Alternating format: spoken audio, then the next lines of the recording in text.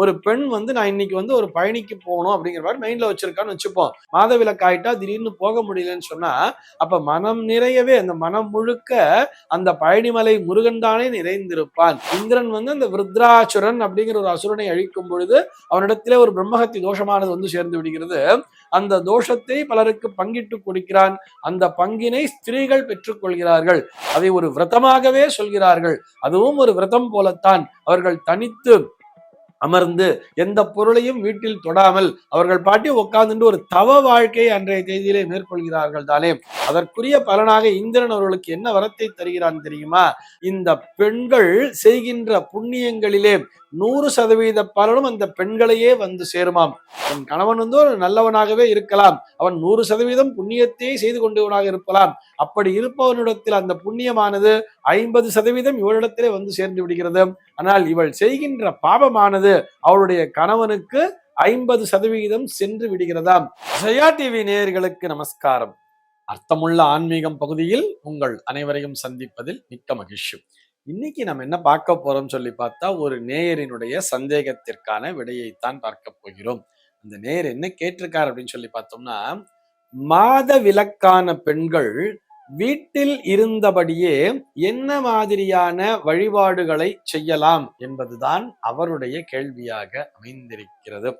முதல்ல அவர் கேட்டிருக்கிறது, மாத விலக்கான பெண்கள் வீட்டில் இருந்தபடியே அப்படின்னு ஒரு கொஸ்டினை கேட்டுட்டார். அப்ப என்ன அர்த்தம்? அவர்கள் கோவிலுக்கு சென்று வழிபட இயலாது என்பதுதானே அங்கே பொருளாகிறது. அப்ப வீட்டில் இருந்தபடியே என்ன மாதிரியான வழிபாடுகளை செய்யலாம்னு சொன்னா, அப்ப மாதவிலக்கு பெண்கள் வீட்டிலேயே இருக்க வேண்டும் அப்படிங்கிற கான்செப்ட் அவர் அக்செப்ட் பண்ணிக்கிறார் தானே. இதை வந்து நம்முடைய முன்னோர்கள் வலியுறுத்தி சொல்லி இருக்கிறார்கள். இதை அறிவியல் ரீதியாக பார்க்கும் பொழுது அவர்களுடைய உடல்நிலையை கருத்தில் கொண்டு அப்படிங்கிற ஒரு விஷயம், இது போக அவர்கள் சுத்தமாக இருக்க வேண்டும். அவர்களுக்கு வந்து என்ன விதமான இன்ஃபெக்ஷனும் வெளியிலிருந்து வந்துடக்கூடாது.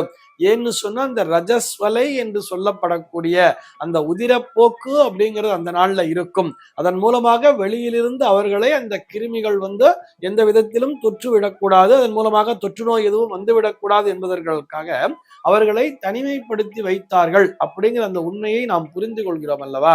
அப்படி இருக்கின்ற நிலையிலே அவர்கள் என்ன மாதிரியான வழிபாடுகளை செய்யலாம்னு சொன்னா, அவர்களுடைய மனதிற்குள்ளாக எந்த தெய்வம் இருந்தாலும் அதனை அந்த நேரத்தில் மட்டும் அழித்து விட முடியாது தானே. உதாரணத்திற்கு இப்படி வச்சுக்கலாமே, ஒரு பெண் வந்து நான் இன்னைக்கு வந்து ஒரு பயணிக்கு போகணும் அப்படிங்கிற மாதிரி மைண்ட்ல வச்சிருக்கான்னு வச்சுப்போம். நான் பழனி டூர் போகணும்னு சொல்லிட்டு பழனியில போய் சுவாமியை தரிசனம் பண்ணிட்டு வரணும்னு சொல்லிட்டு ஒரு 4 ட்ரெயின் டிக்கெட்லாம் ரிசர்வ் பண்ணி வச்சிருக்கா.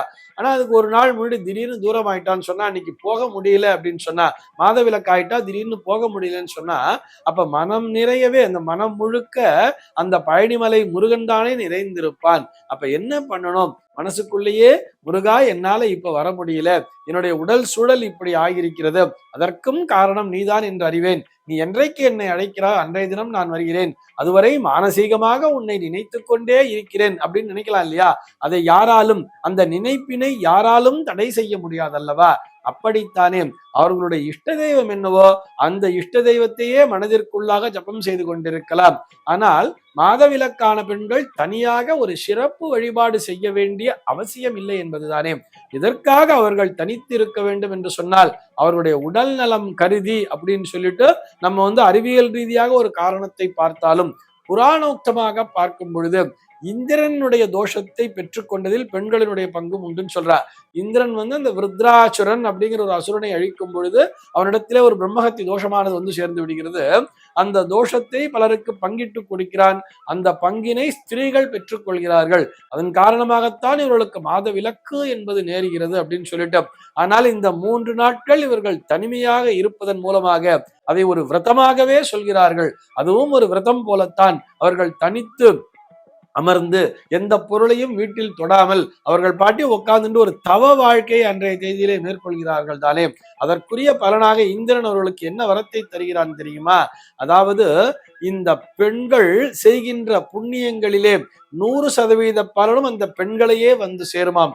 ஒரு பெண், அதாவது ஒரு மனைவியானவள், அவள் ஒரு புண்ணியம் செய்கிறாள் என்று சொன்னால் அந்த புண்ணியத்தினுடைய பலன், மொத்த பலனும் அவளுக்கே வந்து சேர்ந்து விடுவான். ஆனால் அவளுடைய கணவனானவன் ஒரு புண்ணியத்தை செய்யும் பொழுது, அந்த ஆண்மகனானவன், அவளுடைய தலைவனானவன் ஒரு புண்ணியத்தை செய்யும் பொழுது, அந்த புண்ணியத்திலே சரிபாதி பங்கானது இந்த பெண்ணிற்கே வந்து விடுமாம். எப்படி? நன்றாக யோசித்து பாருங்கள். அந்த கணவன் செய்கின்ற அந்த புண்ணியத்திலே 50% பலனை இந்த பெண் பெற்றுக்கொள்கிறாள். ஆனால் அதே நேரத்திலே கணவனானவன் ஒரு பாவத்தை செய்யும் பொழுது அதிலிருந்து 1% கூட இந்த பெண்ணிற்கு வந்து சேராதாம். ஆனால் இந்த பெண்ணானவள் ஒரு பாவத்தை செய்கிறாள் என்று சொன்னால் அவள் செய்த பாவத்திலிருந்து 50% பலனை மட்டும்தான் அவளிடத்திலே இருக்குமாம். மீதி 50% பலனானது அவளுடைய கணவனுக்கு சென்று விடுமாம். அவன் கணவன் ஒரு நல்லவனாகவே இருக்கலாம், அவன் 100% புண்ணியத்தை செய்து கொண்டவனாக இருக்கலாம். அப்படி இருப்பவனிடத்தில் அந்த புண்ணியமானது 50% இவளிடத்திலே வந்து சேர்ந்து விடுகிறது. ஆனால் இவள் செய்கின்ற பாவமானது அவளுடைய கணவனுக்கு 50% சென்று விடுகிறதாம். யாருக்கு? இதுபோல் மாத விலக்கினை சரியாக கடைபிடித்து வருபவர்களுக்கு சொல்லியிருக்கா. இப்படி ஒரு வரத்தினை பெண்களுக்கு இந்திரன் கொடுத்திருப்பதாக அந்த புராணங்கள் சொல்கின்றன அப்படிங்கிறதுக்காக சொல்றோம். ஆக மாதவிலக்கு நாட்களிலே பெண்கள் வீட்டில் இருந்தபடியே என்ன வழிபாட்டினை மேற்கொள்ளலாம் சொன்னா, அவருடைய இஷ்ட தெய்வத்தினுடைய பெயரை சொல்லிக் கொண்டிருக்கலாம். ராம ராம ராம ராமா என்று அந்த ராமனுடைய நாமத்தை கூட அவருடைய மனதிற்குள்ளாக உச்சரித்துக் கொண்டே இருக்கலாம். ஆனால் ஏதோ ஒரு தீட்சை பெற்ற மந்திரம் என்பது ஒன்று இருந்தால், ஏதோ ஒரு மந்திர தீட்சையை பெற்றுக் கொண்டிருந்தார்கள் என்று சொன்னால் அந்த மந்திரங்களை அந்த நேரத்திலே உச்சரிக்க வேண்டிய அவசியமில்லை. ஆனால் அந்த மந்திரங்களை அவருடைய நினைவிலிருந்து அகற்ற முடியாதுதானே. இவர்கள் மனதிற்குள்ளாகவே வழிபாட்டினை தாராளமாக நடத்தலாம். மற்றபடி விளக்கேற்றி வழிபாடு செய்வது என்பது அந்த நாளிலே நிச்சயமாக தவிர்க்கப்பட வேண்டும். இது போன்ற சந்தேகங்கள் உங்கள் மனதிலே தோன்றலாம். உங்கள் மனதிலே தோன்றக்கூடிய சந்தேகங்களை கீழே உள்ள வாட்ஸ்அப் எண்ணிற்கு அனுப்புங்கள். நம்முடைய அர்த்தமுள்ள ஆன்மீகம் பகுதியில் அவை பற்றி விரிவாக விவாதிக்கலாம். சர்வே ஜனாஹ சுகினோ பவந்து.